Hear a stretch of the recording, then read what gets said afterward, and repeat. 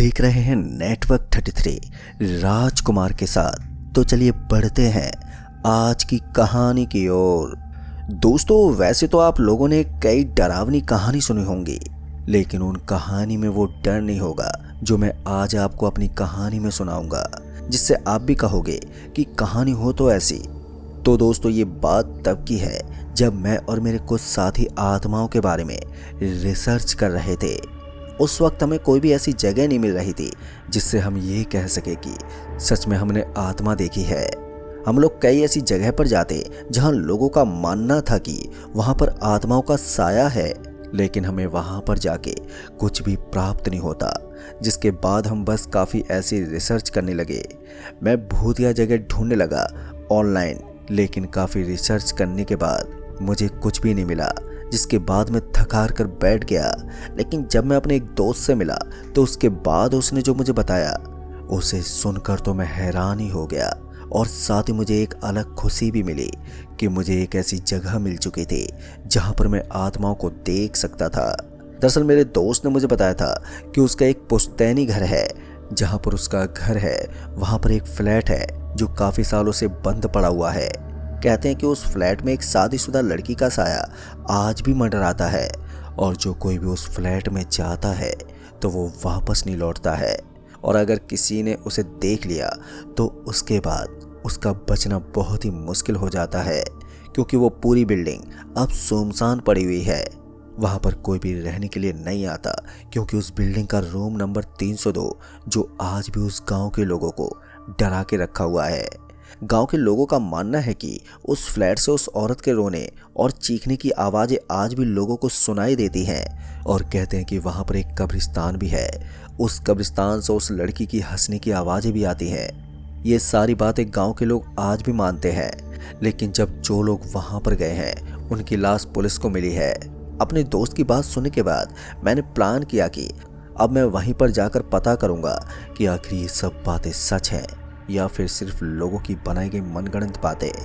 मैंने उससे उस गांव के बारे में पूछा, और उसके बाद मैं अपनी टीम के पास गया, और फिर उसके बाद मैंने उनसे बोला कि सब लोग वहां पर जाने के लिए तैयार हो जाओ। और उसके बाद अगले ही दिन हम सब अपनी गाड़ी से निकल पड़े उस गांव की ओर। जब समय बीतने के बाद हम उस गांव के पास पहुंचे तो तब तक काफ़ी अंधेरा हो चुका था।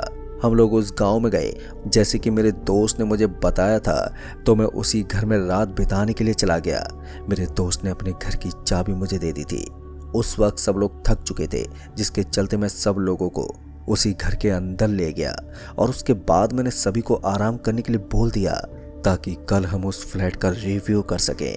खाना पीना करने के बाद सब लोग सो गए, लेकिन उस वक्त मैं जगा हुआ था। और फिर उसके बाद मैं घर से बाहर निकलकर जब मैं घर के बाहर गया तो उसके बाद मैंने देखा कि वहाँ पर बहुत ही खामोशी पसरी हुई थी।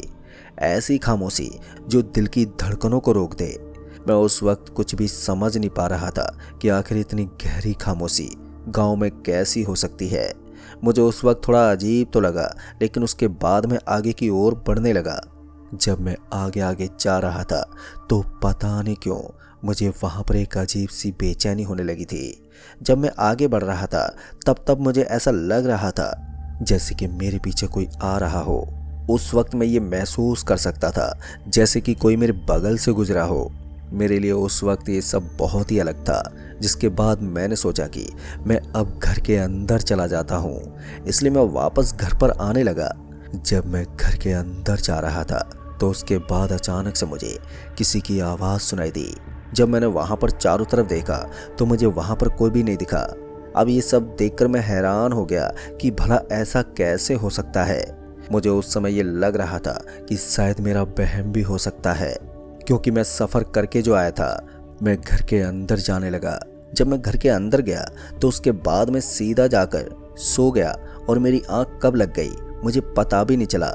और फिर जब मेरी आंखें सुबह खुली तो उसके बाद मैं उठा, और फिर मैं तैयार होकर उसी फ्लैट के पास गया। जब हम सभी लोग उस फ्लैट में पहुंचे तो उसके बाद हमने देखा कि वो बिल्डिंग अब पूरी तरह से कमज़ोर हो चुकी थी। वो बिल्डिंग अब ऐसी हालत में थी कि कभी भी वो गिर सकती थी, जिससे ये साफ जाहिर हो रहा था कि मज़दूरों ने इस बिल्डिंग पर सही से काम ही नहीं किया है।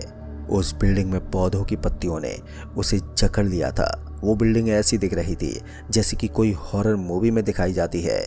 हम लोग उस बिल्डिंग के अंदर जाने लगे। जब हम उसके अंदर गए तो उसके बाद हमने देखा कि वहां पर पूरी तरह से खामोशी पसरी हुई थी। वो बिल्डिंग जंगलों के बीचों बीच थी, जिसके बाद हम अब उस बिल्डिंग के रूम नंबर 302 को ढूंढने लगे, क्योंकि वही वो रूम था जिसके बारे में मेरे दोस्त ने मुझे बताया था। मैं उसी वक्त उस रूम को ढूंढने में लग गया।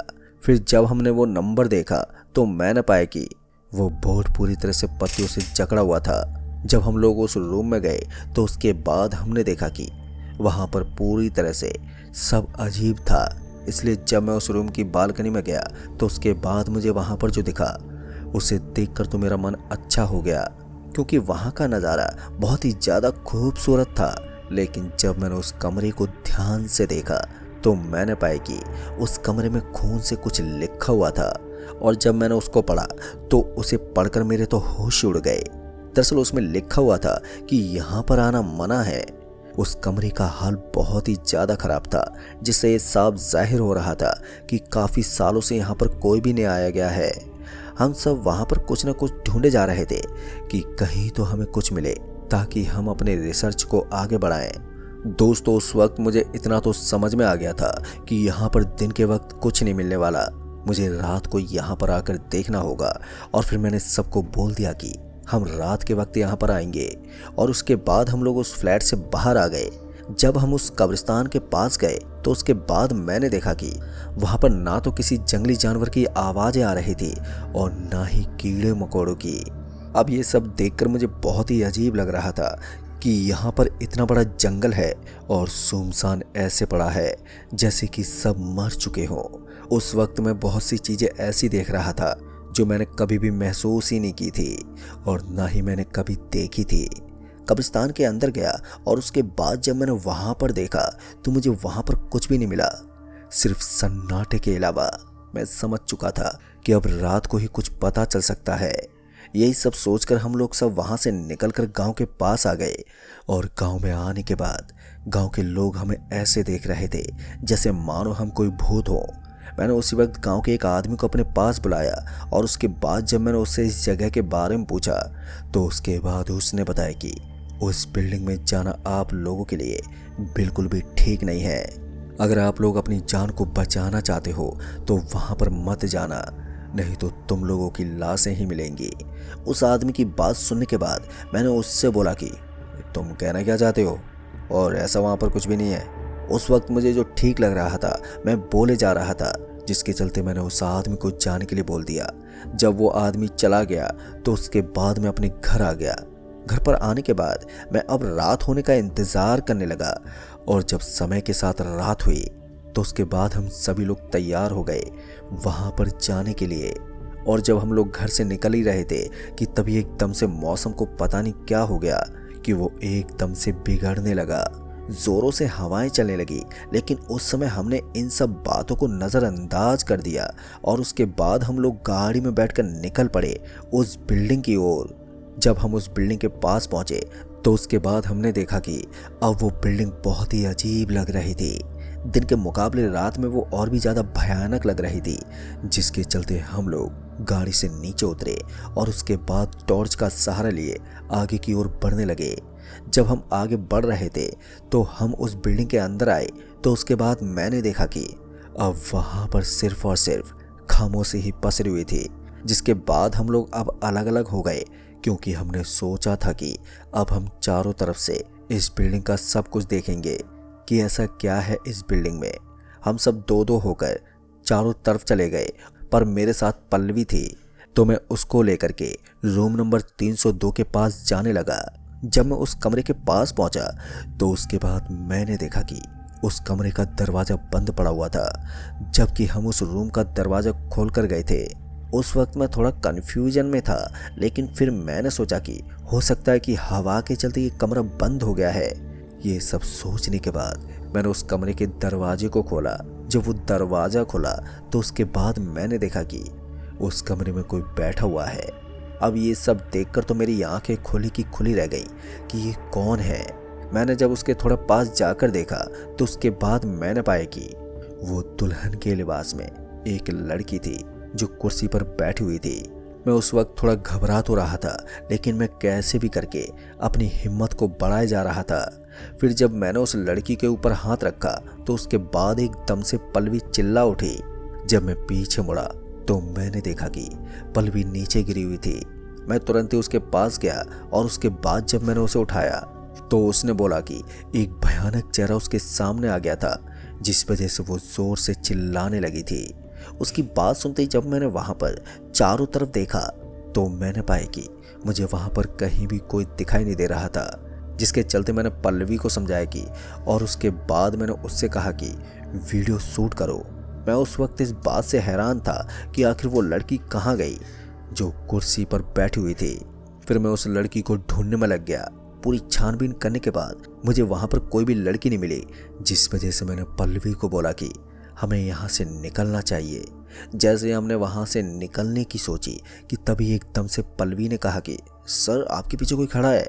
और जब मैंने डरते हुए पीछे देखा तो उसके बाद मेरी आंखें तो फटी की फटी रह गईं।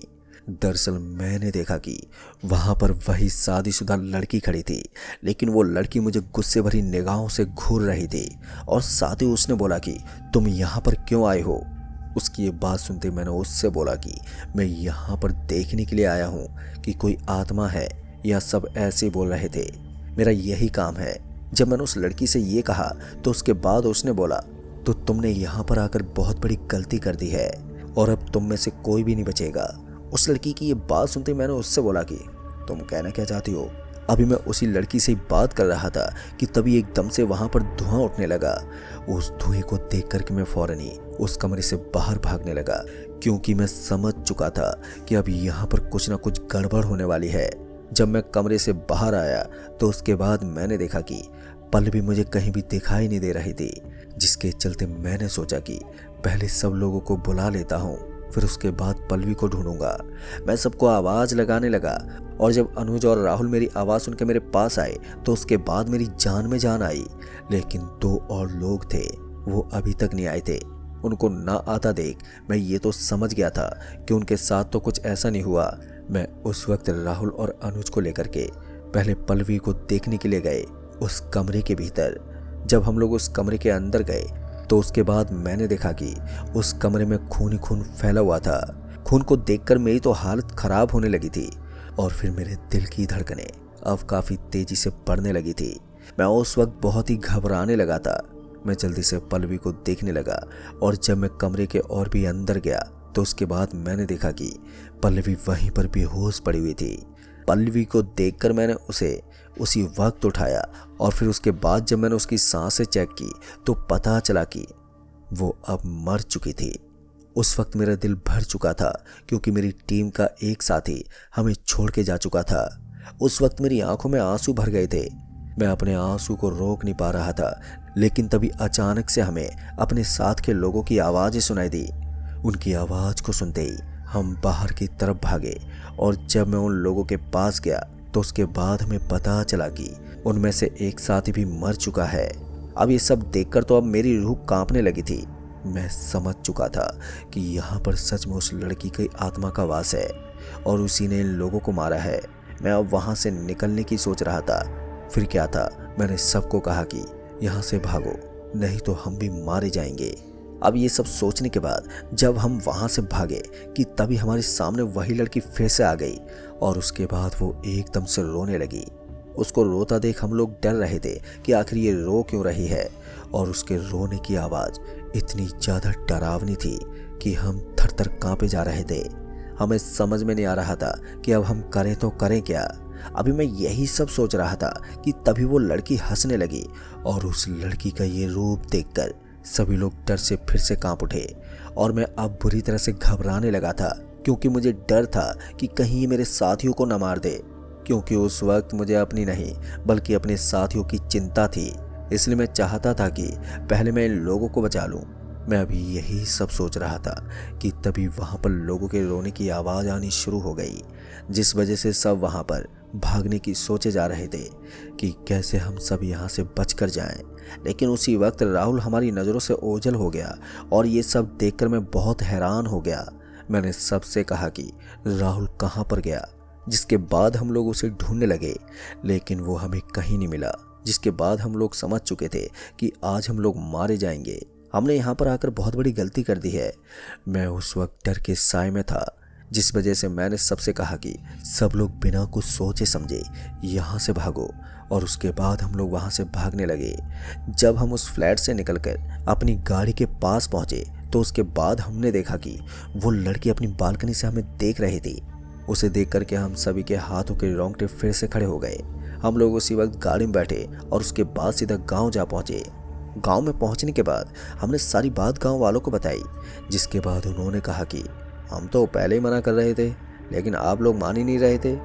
गांव वालों की बात सुनने के बाद हम लोगों ने गांव वालों से जब उस लड़की के बारे में पूछा तो उसके बाद उन्होंने वही बताया जो मेरे दोस्त ने मुझे बताया था, जिसे सुनकर मैंने अपने दिमाग में ये बात बैठा ली कि अब यहाँ पर मैं कभी भी नहीं आऊँगा। इसलिए हम लोग उसी वक्त वहाँ से निकल पड़े अपने शहर की ओर। जब हम घर पहुँचे तो उसके बाद हमारी जान में जान आई। लेकिन दोस्तों, जब हमने वीडियो देखी तो हम समझ ही नहीं पाए, क्योंकि उस वीडियो में कुछ निकला ही नहीं। वो वीडियो पूरी तरह से खाली था। तो दोस्तों, इस कहानी में बस इतना ही। कहानी आपको पसंद आई हो तो वीडियो को लाइक शेयर कमेंट जरूर कर दें। तो मैं आपका दोस्त राजकुमार जल्द ही मिलूंगा ऐसी एक और डरावनी भूतिया घटना के साथ। तब तक के लिए बाय एंड टेक केयर।